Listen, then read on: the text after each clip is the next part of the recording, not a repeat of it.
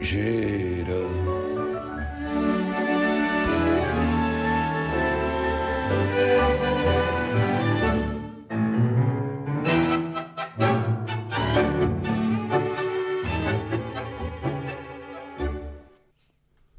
Claro, tiene usted razón. Siempre hay fallos. Lo primero, que cuando hay una tragedia de estas características, siempre la primera, la segunda noticia es el conductor del metro llevaba no sé, lo que fuera, el freno puesto, la protección civil avisó a su tiempo. Bueno, estamos en lo de siempre. Perdón, que estoy muy resfriado. Un momento. Ay, ¿qué ha pasado? Bueno, que los que cambios toso, de temperatura, toso. usted siempre huyendo de las corrientes Siempre, y resulta como, que se me resfría. como mi tío Pepe. El pobre hombre que lo mataron las tres mujeres que tenía en casa, lo mataron a corrientes, pobre. Bueno, entonces, sí, es que las mujeres son muy malas, o sea, es que claro, esto hay que empezar a decirlo claramente, o sea, es que lo mataron. Ya. El pobre hombre solo quería escuchar el Tour de Francia, le gustaba el ciclismo, en una habitación así, escuchaba las emisoras francesas y tal, y entonces le abrían todo y así pues acabaron con él. Siempre hay, efectivamente, fracasos, cosas que no salieron bien, etcétera, etcétera. Y evidentemente nunca hay reflexiones sobre si las medidas de seguridad, pues, en vez de, o sea, han conseguido que en vez de haber 300 muertos, pues haya 100, ¿no? De eso nunca hay, evidentemente, de eso nunca hay reflexiones sobre eso, porque como ya veremos luego, porque luego veremos esto a propósito de un artículo de Pinker en el Times, bueno, pues evidentemente estas cosas nunca se dice, no, mire, es que gracias a que los sistemas de seguridad y de información y tal funcionan de esa manera, pues se ha evitado que una de las, bueno, que parece que cayó en media hora más agua que en todo el año en algunas zonas, o sea, una barbaridad de la siniestra naturaleza, ¿no? Que evidentemente pues hace lo que hace. Entonces siempre hay, bueno, y está bien que así sea, porque se busquen efectivamente, se examinen, ¿no? Pues cómo lo podíamos haber hecho mejor, ¿no? Porque seguro que lo podíamos haber hecho mejor.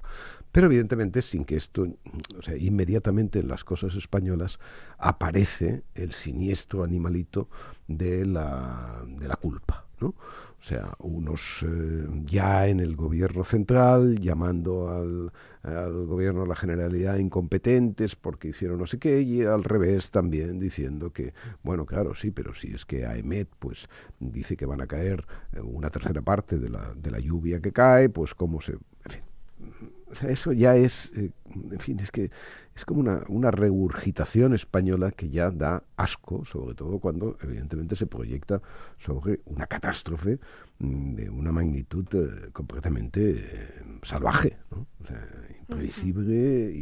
imprevisible, digo, porque no fue prevista, no sé, en fin, bueno, los meteorólogos están ahí, bueno, ya se sabe que, en fin, usted conoce mi opinión sobre la meteorología, ¿no?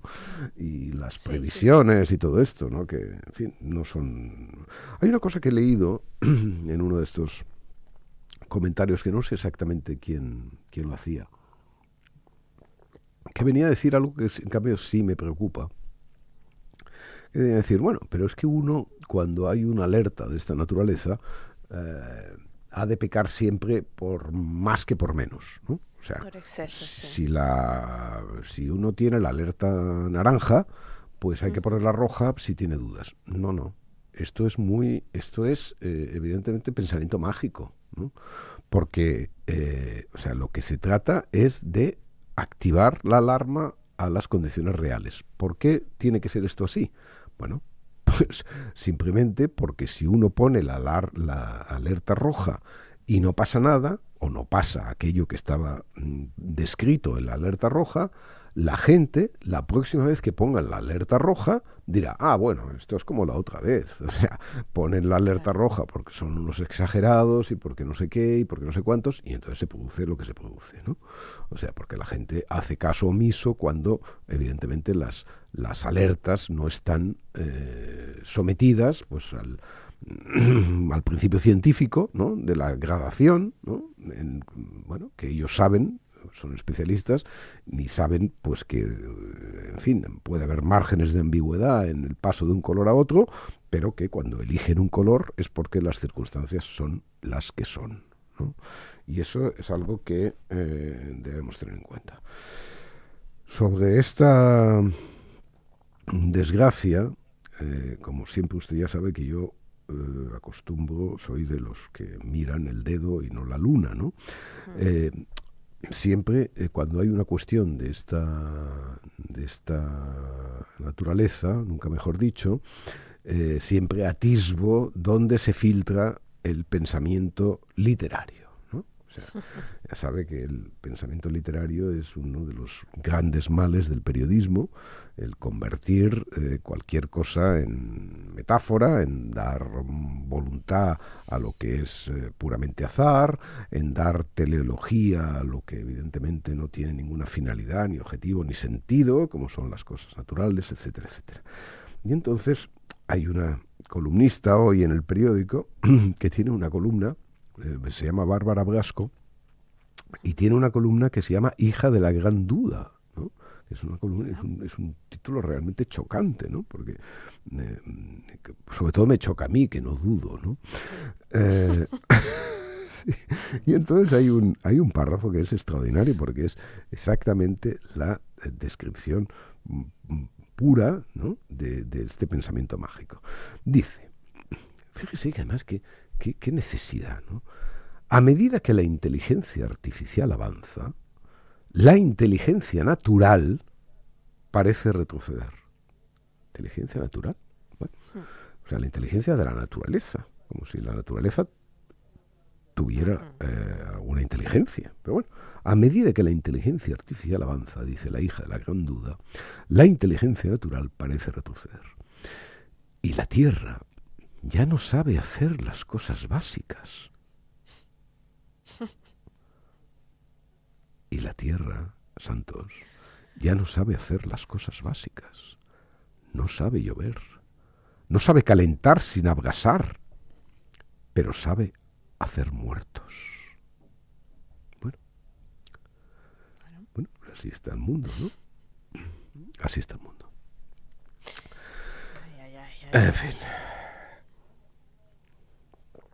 Necesito Está bien, beber. se encuentra bien, necesita beber. No beba en el micrófono, por favor. Bueno, ya, pero en fin, es que usted exige mucho, ¿no? O sea, bueno, sí, vamos a la inteligencia artificial y dejemos a la naturaleza con sus agonías, ¿no? Y enterremos a los muertos de la mejor manera posible y si es posible, con la dignidad de no utilizarlos como moneda de cambio política. La Guardia Civil ha entrado en el despacho del fiscal general del Estado. Así es. Bien. Enviada, evidentemente, por el Supremo, por el juez instructor del Supremo, que está investigando la presunta filtración de datos reservados de un ciudadano por parte de la Fiscalía. La orden que recibió la Guardia Civil, según tengo entendido, era bastante taxativa, ¿eh? Miren, cojan los ordenadores, el teléfono móvil, los ordenadores particulares del fiscal, etcétera, etcétera, y registren, en fin, las dependencias. Esto ha coincidido evidentemente con la catástrofe valenciana y pasa hoy en el zócalo de los periódicos, ¿no? Más o menos. Es de una gravedad inaudita. O sea, realmente Vamos a ver. El fiscal general del Estado no solamente aplica la ley, es la ley. ¿Mm? Sí, él es la ley. O sea, él es la ley. Yo siempre, cuando la gente examina las responsabilidades del político pillado en un caso, pues, bueno, un caso, digamos, el menor o el más común de fraude, de defraudación de impuestos, o bueno, hay una evidencia a la hora de compararlo con un ciudadano cualquiera, ¿no? Un ciudadano cualquiera está obligado, evidentemente, a cumplir la ley, pero de una forma distinta al que hace la ley. De una forma distinta al que hace la ley, porque el que hace la ley no puede exhibir ninguna discrepancia, ¿no? O sea, no puede huir de la ley que él firma, ¿no? Ese es el problema principal del antiguo rey, ¿no? Hombre, usted sanciona leyes que no cumple, ¿no? El grado de responsabilidad es distinto del ciudadano que puede considerar incluso que esa ley es injusta y que hará lo posible por evadirla, ¿no? Y si le pescan, que le pesquen, ¿no? Por así decirlo. Bueno, pues en el caso del fiscal general del Estado no es solamente ya que esté llamado a aplicar la ley, a la persecución del delito, etcétera. No, es que él es la ley. Y dos, lo que dice el nombre, fiscal general del Estado. Y acentúo del Estado. O sea, cuando las instituciones del Estado se investigan a ellas mismas, por así decirlo, a este nivel, es que algo realmente pavoroso está sucediendo. O sea, esa es la razón, el hecho de que no aplique la ley, sino que sea la ley, y que pertenezca en uña y carne al mecanismo más sensible del Estado, es lo que evidentemente debería haber obligado a este hombre a apartarse inmediatamente del cargo. Hombre. Aunque fuera invocando una suspensión provisional. O sea, es inconcebible que en un país institucionalmente sólido, lo que no es España en estos momentos, los ciudadanos tengan que atravesar por el pavoroso instante en que la Guardia Civil registre. Es que todo esto tiene un aire completamente tropical, ¿no? O sea, totalmente. Bueno, además es que a las diligencias secretas solo tiene acceso, lo señalaba Seban Raptan esta mañana, el fiscal y el juez, claro, pero el fiscal que depende del investigado. Claro. O sea, Es que no son diligencias secretas para él, claro. Ni para el que está investigando, porque él sabe perfectamente, o puede saber, el rumbo de las pesquisas. Es ¿vale? increíble. Bueno, increíble. pero esa es una de las razones, pero es que ni siquiera, o sea, hay algo ahí fuera un poco de la mecánica.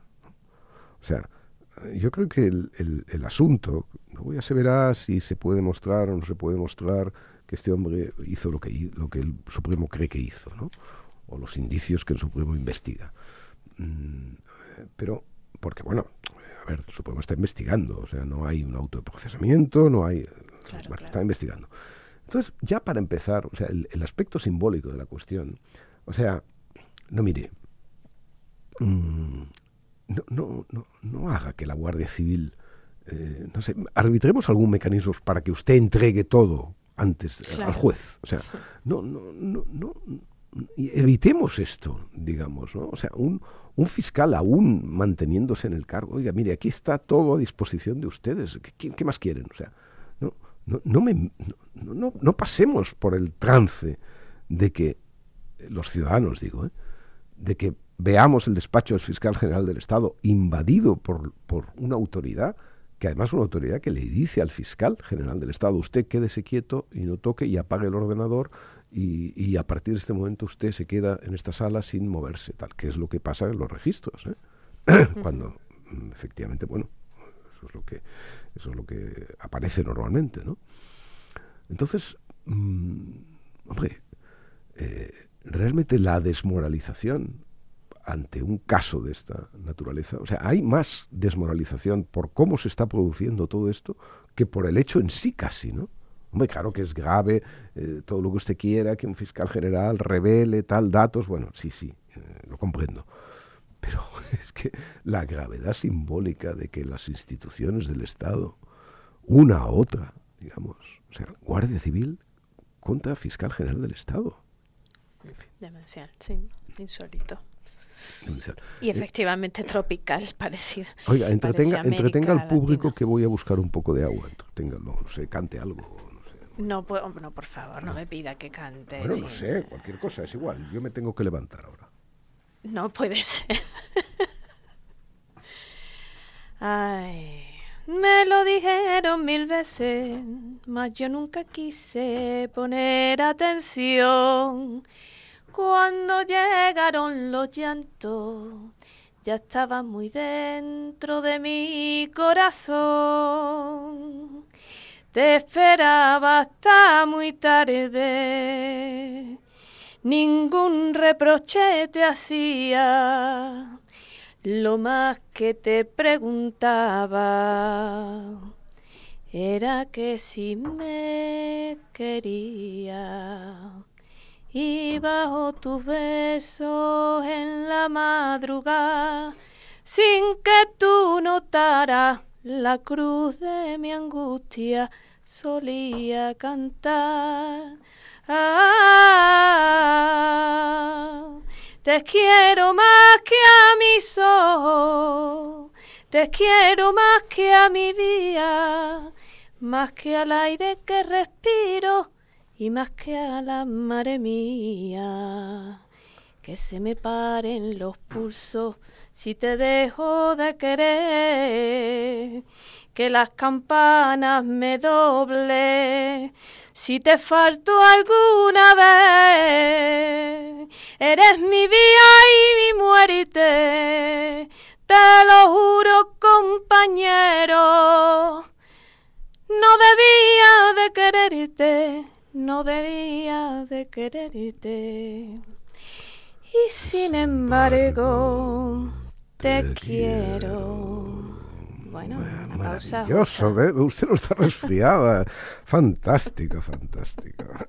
Bueno, esto nos sirve además como eso que se llama la cortinilla, ¿no? No sé cómo claro, se llama esto. Perfecto, espacio publicitario para... Maravilloso. Bueno, para hablar del próximo podcast que hagamos, sabremos quién ha ganado las elecciones en América. Sí. El próximo martes tenemos... Las encuestas están a favor de Trump.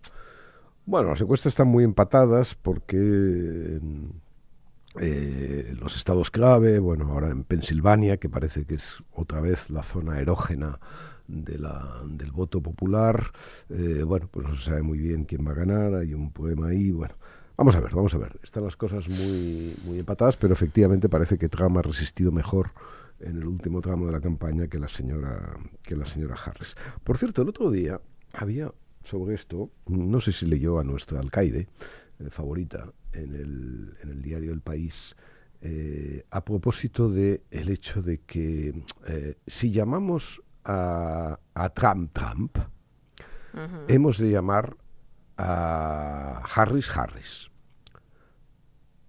No Kamala, ¿no? No Kamala. Claro. Pero esto...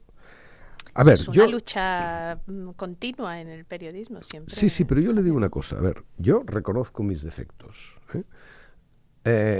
Y por un mecanismo que debe ser de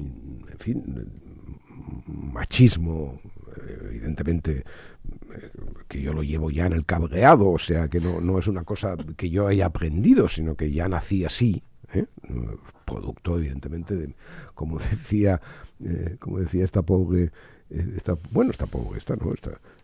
esta mujer que ha denunciado a Rejón y tal, los neandertales, ¿no? Bueno, yo es que ya sabe usted que tengo muchos genes neandertales, ¿no? Sí. 95% de genes neandertales, más que toda la base de datos de 23andMe, o sea que, en fin, poca broma, ¿no? Entonces, dados estos genes, yo, por ejemplo, me cuesta cuando estoy escribiendo y entonces tengo que hacer referencia a una mujer, utilizar solo el apellido, ¿vale? O sea, intento... Fíjese. Sí, es una cosa... Y a mí me llama Santos. Exacto, y a usted le llamo Santos, bueno, pero le llamo Santos para en fin, compréndame, para tener un poco de piedad por parte de esas que en fin, que se dedican a la quema, ¿no? Me cuesta, lo hago evidentemente porque vaya chorrada, ¿no? Pero me cuesta. Y entonces siempre intento poner el nombre o hacer algún truquillo y tal y cual, porque así...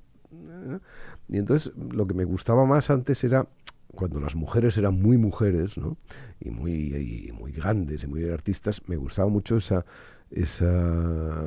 fórmula del español, que no sé si se da en otros idiomas, pero que es anteponer el artículo determinado, ¿no? La calas, ¿no? Por ejemplo, la calas, ¿no? O sea, esto de o sea, que ya es lo máximo, ¿no? Ya poner el artículo determinado. Bien. Pero vamos a ver, o sea, pero esto yo, una vez confesado, esta tontería de que haya que llamar Harris en vez de Kamala, ¿cómo llamaban a Felipe González? Felipe González... O a Fidel Castro. O a Fidel Castro, efectivamente. Pero bueno, para poner a los demócratas y no los tiranos asesinos, pues ¿cómo llamaban a Felipe González a partir de los dos tal? Felipe, ¿no? ¿Y qué le cantaban las chicas en el 82 cuando ponía aquellos ojillos mirando al cielo y en el cartel de Por el Cambio? Felipe Capullo, queremos un hijo tuyo. En fin, era la canción de moda en aquel octubre de 82, en el que Arcadio iba por Madrid mientras volaban las papeletas electorales y todo estaba por estrenar, también su vida. Bien. Lo cierto entonces es que el próximo jueves seguramente sabremos quién es, y digo seguramente porque a veces los resultados electorales americanos se dilatan y tal, pero bueno, sabremos quién es el presidente de los Estados Unidos. Han pasado algunas cosas de gran interés en la relación entre la política y el periodismo en estas elecciones, y una de ellas, fundamental, vamos a hablar de dos. Una de ellas es la carta que el dueño de Amazon, ¿cómo pronuncia usted esto? ¿De Bezos? Jeff Bezos. Bueno, como besos. ¿Has visto? Como besos así como de abeja. Muy bien. Y ¿Sabe usted que es hijo de un niño cubano de los que salió de Cuba en la operación Pedro Pan? Ah, no lo sabía eso. Ah, pues para que lo sepa. Pues qué bien, estupendo. Hizo su camino, podemos decir, ¿no? Bueno, pues el dueño del Washington Post, Bezos, ¿no? Bezos, sí. Jeff Bezos, pero vamos a españolizarlo. Jeff Bezos. Bezos. Y el dueño también de Los Angeles Times, que no me acuerdo ahora, que han coincidido al negarse a que el periódico apoye a uno de los dos candidatos. ¿Vale? Así es. La carta de Bezos me parece una carta bastante impecable. Impecable. Sí. Es decir, además cita a Meyer, el fundador del Post, cuando efectivamente explicaba por qué el periódico no podía tal. Luego esto cambió, se ha hecho oscilante, ¿no? Y después del Watergate. En el 76 fue la primera vez que se pronunciaron en favor de un candidato demócrata que era Jimmy Carter. Efectivamente. Y desde Carter hasta Biden, ¿no? El Post siempre apostó por, si no me equivoco, por el candidato demócrata, ¿no? Sí, y hubo un año que no se pronunció, fue en el 88. Ah, ¿no? ¿Con quién? Exacto. ¿Con quién? Pues en el 88 era Bush padre. ¿Bush padre contra quién? No me acuerdo quién era, Kerry, pero ahí no bueno, no se pronunció. Ahí no se pronunció, bien. Entonces él, bueno, pues, en fin, explica que un diario no tiene por qué. Las razones están sobriamente descritas, y que, en fin, un diario tiene que luchar porque la división del país, etcétera, etcétera, pues no sé tal, bueno, etcétera, y además no tiene por qué dar. Muy bien. Pero hay una cuestión mucho más interesante que hoy viene en este diario que yo siempre leo, estos artículos que pone nuestro amigo nuestro amigo Fábregas en su... José María Fábregas tiene un periodista de la antigua TV3, tiene una newsletter muy interesante que nos envía cada día a los suscriptores, y siempre hay artículos marginales, esquinados, ¿no? Que él rescata, y algunos de ellos tienen mucho interés. Por ejemplo, uno hoy en un llamado City Journal, en la cual una periodista explica una cosa que realmente entra de lleno en la polémica esta con si el Post tiene o no que apoyar a un ciudadano. Dice, lo que es importantísimo en el Post no es que el periódico apoye o no apoye a un candidato. No. El problema es todo el volumen de información que el Post ha publicado sobre estas elecciones. ¿Cuál es su sesgo? Y evidentemente pues ella concluye que efectivamente es un sesgo clarísimamente pro-Harris, ¿no? Y, o sea, pro-demócrata, y que ese es el auténtico problema de los periódicos, ¿no? Y que es el auténtico problema del Post, y que efectivamente no deja de ser pues un toque de atención simbólico lo del dueño respecto a la necesidad de que editorialmente el periódico se pronuncie, pero que el auténtico problema es otro. Y tiene absolutamente, seguramente toda la razón. Yo no puedo, en fin, no sigo el Post cada día, ¿no? El Times sí que lo sigo diariamente, pero el Post no. Y debo creerme que efectivamente, pues eso es así, ¿no? Pero claro, es que, ¿qué importancia tiene que un periódico se pronuncie a favor de uno u otro candidato o no se pronuncie, cuando lo realmente importante es el sesgo con el que se pronuncia respecto a las informaciones, ¿no? Y eso es completamente básico. Pero volviendo al asunto del editorial y a esta cosa simbólica, mire, yo no sé. Claro, porque los argumentos de los contrarios, de los que que incluso han dimitido del Consejo Editorial, etcétera, etcétera, y que han dado sus razones en el propio Post, entrevistados porque claro, esto funciona así en América, ¿no? El periódico da la voz y las páginas a gente que opina lo contrario de lo que opina el dueño, digamos, ¿no? Y hay, pues, evidentemente un debate y todas esas cosas.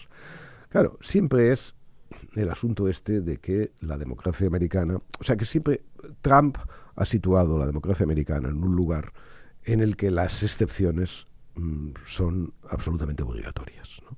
Y que por lo tanto, pues, dado que Trump es un peligro para la democracia, pues la democracia ha de reaccionar incluso forzando sus límites. Bueno, esto es evidentemente la primera cuestión a discutir, ¿no? Si efectivamente eso es verdad, y si los checks and balance norteamericanos actuaron en la primera etapa de Trump para no hacer tan dañina su presidencia, y si ahora van a ser capaces de tal, y si en el programa de Trump hay efectivamente... Bueno, todo esto es una enorme discusión, que es la gran discusión americana de nuestro tiempo, y en la cual no voy a entrar ahora. Pero la cuestión es, ¿tiene un periódico editorialmente que pronunciarse sobre algún candidato? Pues mire, yo le diré que así como veo absolutamente obligatorio le digo, que los columnistas se pronuncien sobre el voto, y esto ya lo he escrito varias veces. Y lo ha dicho aquí mismo. Y lo he dicho aquí mismo porque considero que, o sea, ¿cómo es posible que un columnista se prive o sea, el que opina sobre cualquier cosa,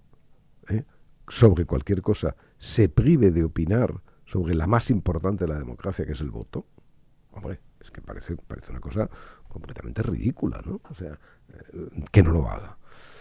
En cambio, claro, se podría aplicar el mismo estándar a los editoriales.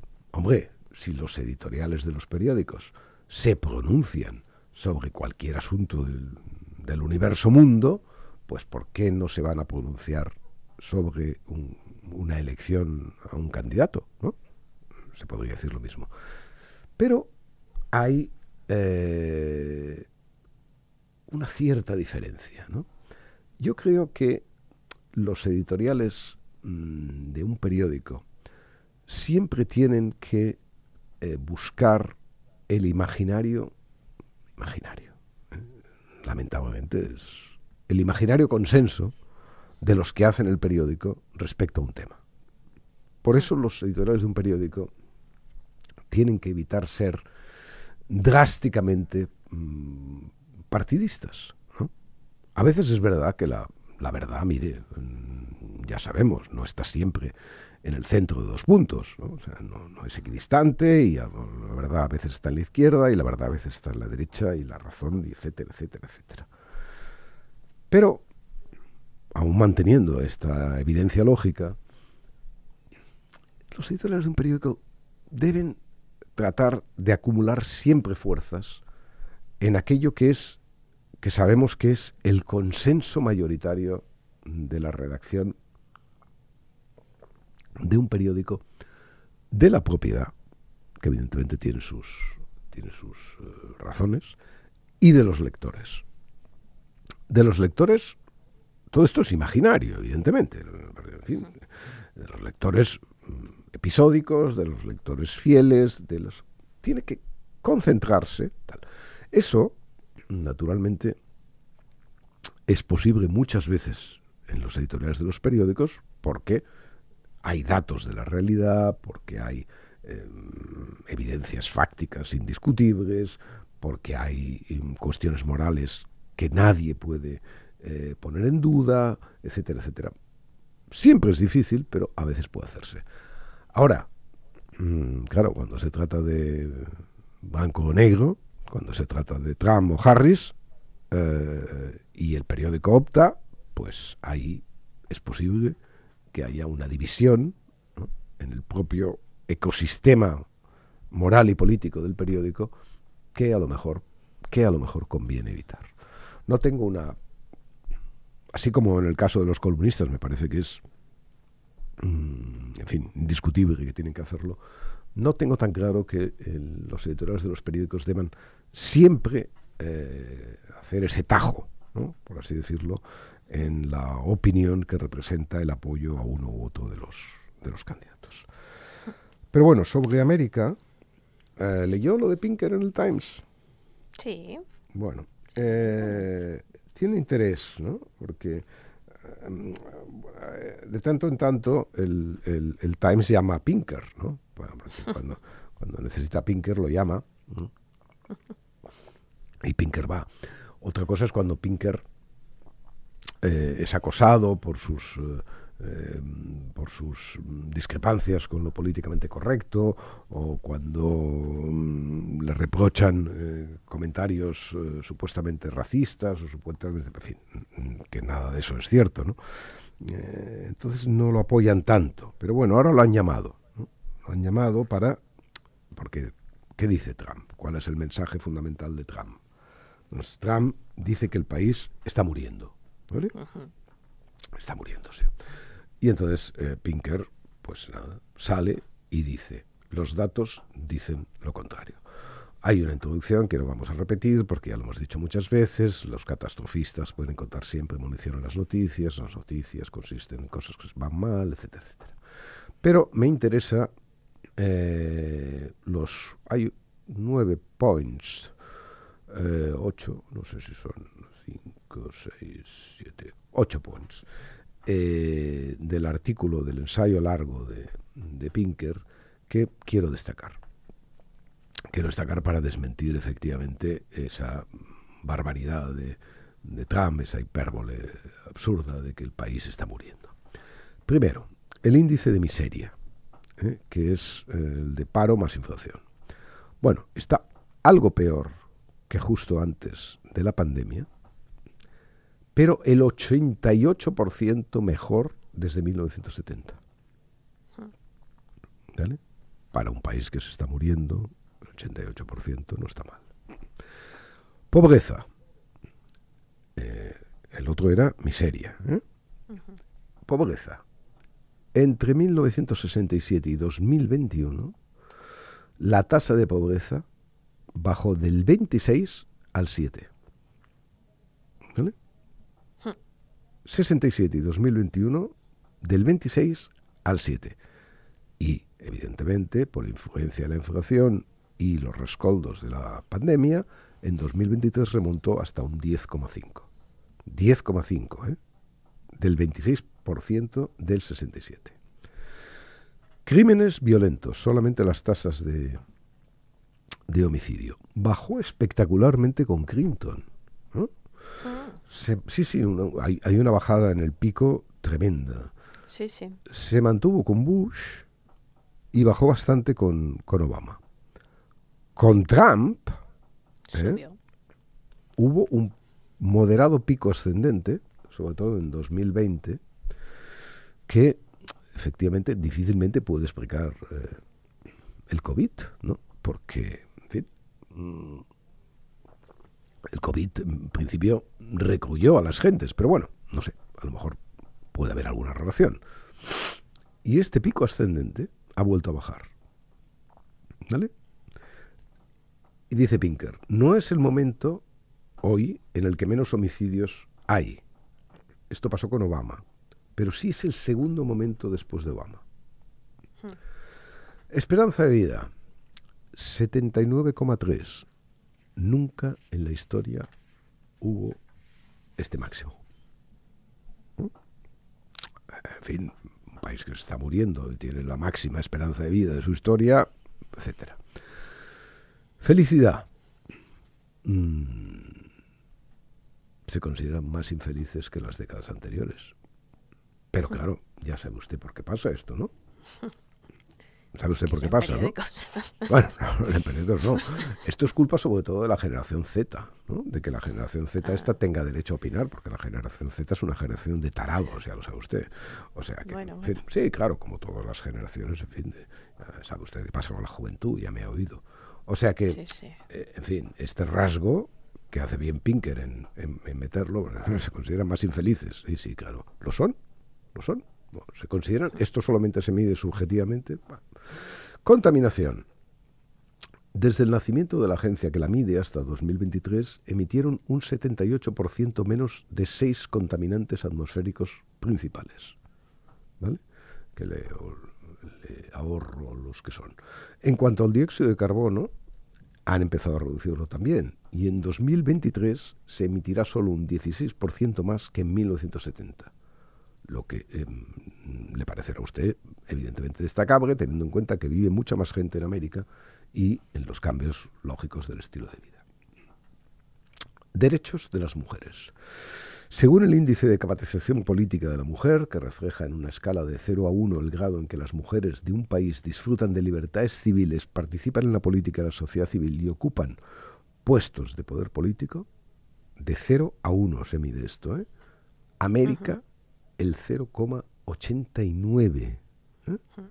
Y esto se mantiene en el máximo histórico. Y finalmente, el índice, la democracia, el índice de democracia electoral, que capta también en una escala de 0 a 1 el grado en que los líderes políticos de un país son elegidos en elecciones libres y justas y su gobierno garantiza las libertades de asociación y expresión. Tras pasar de una puntuación de 0,53 hace un siglo, fíjese, 0,53 hace un siglo, a 0,91 en 2015, 0,91 el máximo, el país América perdió terreno en 2017, pero lo ha recuperado en gran parte a partir de 2020. Por lo tanto, querido Donald, como dice nuestro alcaide, los muertos que vos matáis gozan de una, bueno, no está mal, de una salud estimable. Y así, en América y en todas partes. Y le voy a decir una cosa, también en España, seguramente.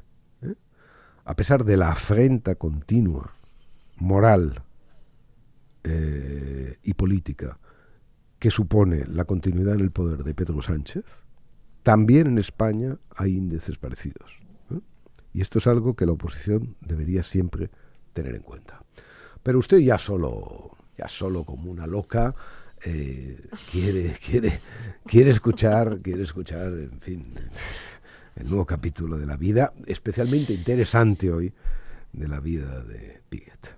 Cuénteme qué ha leído, Bueno, una entrevista a José Gómez, que es el brand manager de Joselito, en la revista Forbes. Bueno, el hijo de nuestro José. Ajá. Y dice que desde el año 2000 en la empresa han desarrollado el Big Data para recopilar datos sobre el proceso de alimentación de los cerdos, para ofrecer un mejor producto, y asegura que sus cerdos son felices, happy pigs. Entonces le pregunta el periodista cómo saben que los cerdos de Joselito son felices. Esto fue en Forbes, ¿no? En esta revista. En Forbes, sí, esta revista publica sí. Cosas muy interesantes. Ahora publica un artículo que se llama Arcadia Espada, que firmó... ¿Sí? Sí, firmó Salvador Sostres, firmó un artículo... En fin, uno de sus magníficos artículos, uno de sus grandísimos artículos, uno de sus... ningún sesgo, o sea, uno de sus... bueno, Salvador escribe muy bien, en fin, y también escribe bien cuando habla de Arcadia Espada, bien. Bueno, es una revista que publica cosas interesantes. Siga. Bueno, pues le pregunta que cómo sabe que los cerdos de Joselito son felices. Y dice, los cerdos de Joselito, conocidos como Happy Pigs, reciben este nombre por una buena razón. Viven en total libertad en su hábitat natural, disfrutando de aproximadamente 3 hectáreas de dehesa por animal. Durante la montanera su alimentación es 100% natural, consumiendo hasta 7 kilos de bellotas y 3 kilos de hierba al día, mientras recorren más de 10 kilómetros diarios en busca de los mejores pastos y bellotas, los que les permite disfrutar de una vida activa y plena. Y es que, Santos, ¿cuándo el cerdo quiere ser jamón? Solo puede ser Joselito, cerdo feliz. Bueno, no nos olvidemos, antes de pasar al Burning Paper, del gran artículo que David Trueba escribió ayer o anteayer o esta semana en el diario El País sobre... el artículo se llamaba La Raya y ponía... El martes, sí. Exacto. Y ponía la cocaína en el lugar donde la cocaína tiene que estar, que es en el de la frustración, el fracaso, la ruina y la muerte. Y la vinculaba, supongo que con conocimiento, más conocimiento de los que yo tengo, evidentemente, porque si no lo hubiera dicho rápidamente, con el caso Errejón, ¿no? Y con la posibilidad de que entre las explicaciones, efectivamente, del comportamiento en algunos lugares del portavoz, ex portavoz de Sumar, estuviera la adicción a esa droga absolutamente devastadora. Es un gran artículo, es un artículo claro, contundente, preciso, y aquí que mantenemos esa cruzada que usted conoce, pues no tenemos nada más que señalar, subrayar y agradecer. Y, por favor, explíqueme este maravilloso Burning Paper de la semana. Que salió en Public Understanding of Science Qué abril. bien, su inglés cada día me gusta más. No, yo le hago explicar esto porque, ¿cómo voy a decir yo Public Understanding of Science? Es imposible. Ay. Bueno, dice que es sobre las percepciones de la herencia genética. Y dice, es un estudio hecho a 6.000 personas en 30 países. Y mientras que la gente sobreestima la base genética de la inteligencia y la personalidad, subestiman otros de rasgos negativos, por ejemplo, el peso corporal y la criminalidad. Claro. Esto es muy interesante, este estudio. Me parece, hay muchos estudios sobre el peso genético en el crimen, ¿no? Y eso parece demostrado, ¿no? Pero este estudio es maravilloso, porque fíjese usted, o sea, cuando nosotros queremos apreciar el mérito de alguien, porque sea inteligente, porque sea un gran deportista, porque lo que sea, decimos, bueno, claro, es que tiene buenos genes, ¿no? O pensamos, tiene buenos genes, ¿no? Es decir, de tal manera que el mérito quede atenuado, por así decirlo, ¿no? ¿Comprende? Sí. Pero cuando decimos, este es un ladrón, este es un criminal, este es un tonto, tal, no lo disculpamos por sus genes, sino que lo castigamos diciéndole, fue un desgraciado porque estudió mal, porque nunca tuvo fuerza de voluntad, porque se juntó con mala gente. Qué maravillosos somos, ¿no? O sea, qué maravillosos somos de utilizar la nature, ¿no? El nature. El ambiente para culpabilizar, ¿no? Y la naturaleza para rebajar el hipotético mérito que puedan tener nuestros éxitos. El nurture era lo que quería usted decir. Exactamente, sí.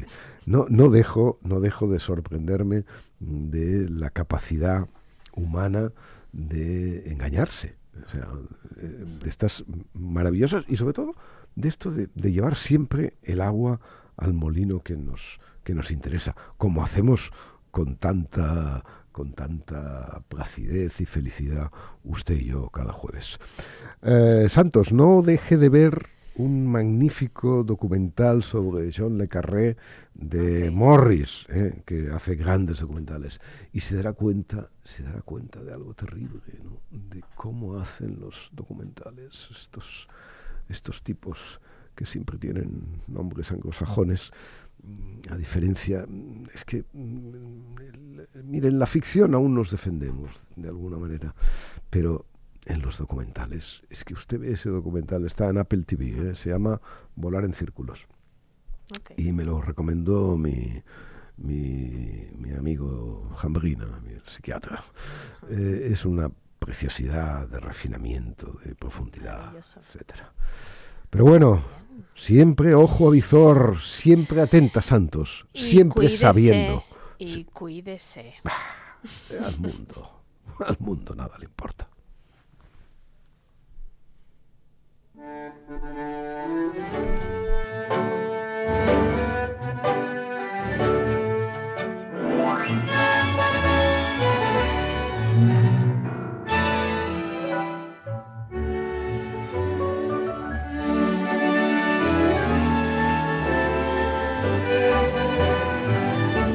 Podcast de Arcadi Espada y El Mundo con la colaboración de Yaiza Santos.